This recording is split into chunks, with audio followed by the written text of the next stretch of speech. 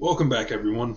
I lost a lot of motivation to make videos because every single bulb blew in my garage, and then my microphone picks up every noise in the house, aka my son screaming and crying and just being adorable. You can just hear that throughout the house. And apparently the bugs outside.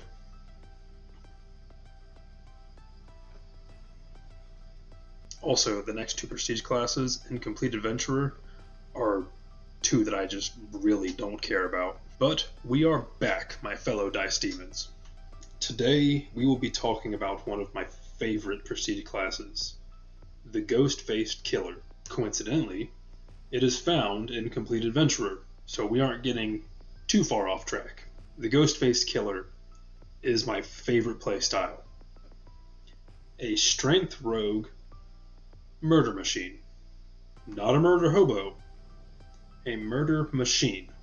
I like playing characters that can win most 1v1s, either to protect their party or back up any threats they make. This prestige, even built casually, is horrifying, just like Segways, because fear is how they operate. To enter this prestige, you must be evil, have a base attack of +5, 6 ranks in Hide and Move Silently, 4 ranks in Concentration, and 8 ranks in Intimidate. You also need the feats Improved Initiative and Power Attack. They have a D8 for health, 4+ intelligence for skills, and are proficient in all simple and martial weapons and light armor. You know what I love to see in a strength rogue prestige? A full base attack. They've also got a good fort, but a bad reflex and will. So let's get down to the meat and potatoes of why I love this prestige. At level 1, you get Ghost Step. You have 1 daily use, then you get more daily uses at level 4, 7, and 10. This ability allows you to turn invisible for 1 round as a swift action without provoking any AOs. Now, 1 round of invisibility may not sound busted, but considering this is a strength rogue, it's busted. If your opponent can't see invisibility, then that's basically a free power attack boosted sneak attack, or a get out of jail free card if you get caught and gotta book it.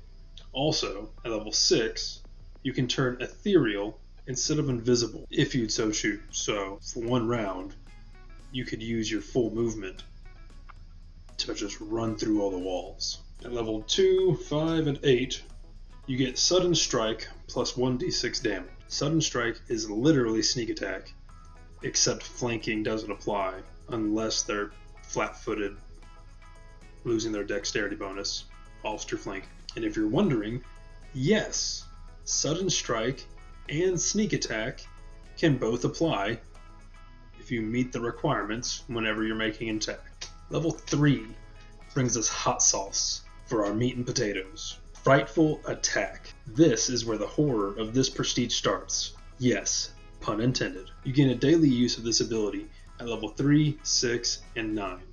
This ability allows you to scare your victim to death. You can use a daily use of your Frightful Attack when making a sudden strike with a power attack. If your attack deals damage to your target, they must make a will save, which is 10 plus your Ghost-Faced Killer level plus your charisma modifier. If they make the save, they are shaken for 1 round per level of Ghost-Faced Killer that you have. But if they fail the save, they die.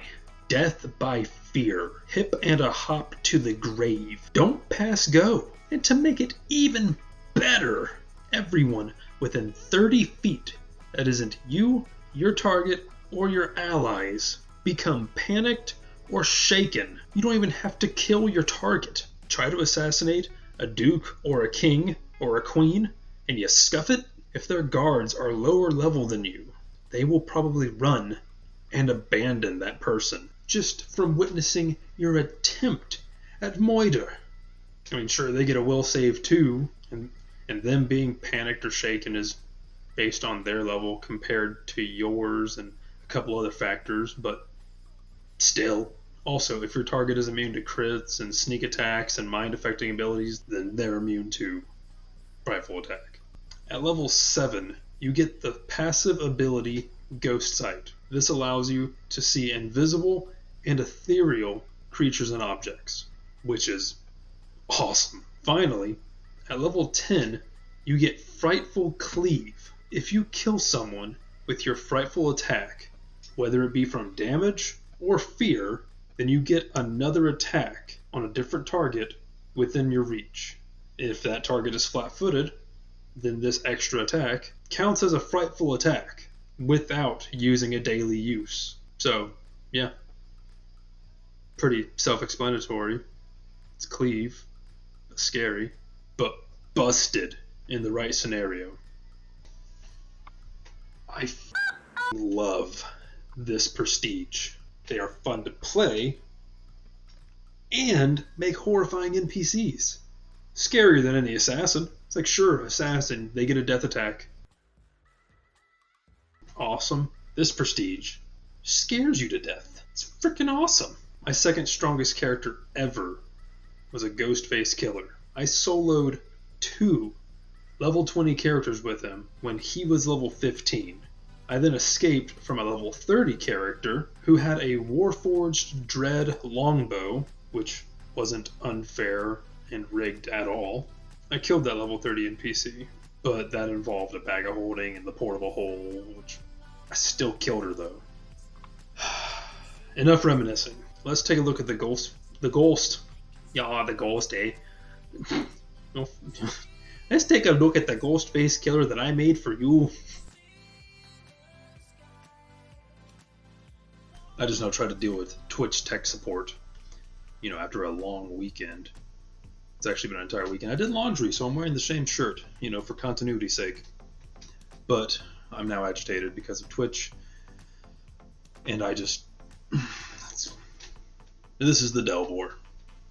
The Delvor means horror hand in Elvish. Thank you, Google Lord of the Rings translator. But they are the royal guard for my kingdom of basically necromancer, bone-loving elves of Sina. Bam. Nice little map. But they are 3rd level rogue, 3rd level fighters, 3rd level Ghostface Killers. So they're not, the most advanced Ghostface Killer, but I thought I'd make you a unit type instead of a person this time. Now, the King of Sina will actually be an epic level character who pretty much has converted all of his followers up to how I do the leadership conversion, up to level 9, so that all the horror hands, all the Delbor and Sina are going to be under him and everything, because I like to do my leadership and like my army trees legit. Then it just makes it more interesting. But as you can see here, they, not too crazy of health. I just gave them, above average health, and they have a terrible con.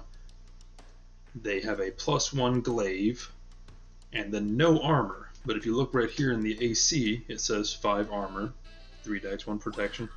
That is because they're wearing bracers of armor, and then in their inventory, instead of a hat of disguise, it is a cowl of disguise. Because hats of disguise have no uses per day. You can just activate it whenever. Which honestly is kind of broken, but if someone has, a good, spot check or perception, they could easily see through it. But they use it to visualize themselves as wearing armor. Whilst in all reality, they are these extremely agile assassins. But these are all of their stats. Not too crazy. They're, good at lying because they like to go around. As you can see, they have a high bluff because basically they'll go around town if they need to investigate anything, and they'll pretty much lie through their teeth to try to get people to admit stuff. Like, they don't have a good sense motive. They don't have a good diplomacy. They basically will lie and just intimidate people, and they have a good intimidate, to get the information that they need. as well as they have open lock and then move silently because they will try to get into any building that they need to. But yeah, I'm just gonna wrap this up. Twitch tech support in my stolen account, so I had to make a new one. Whatever, it's been years since I actually been on Twitch. I was kind of hoping to use the same account, considering I've been rocking the All Hail Warlock name for well over a decade. Almost. It's been a long while. But don't forget to comment, like, subscribe, all the fancy stuff. Ding the bell. And you stay classy, Dice Demons.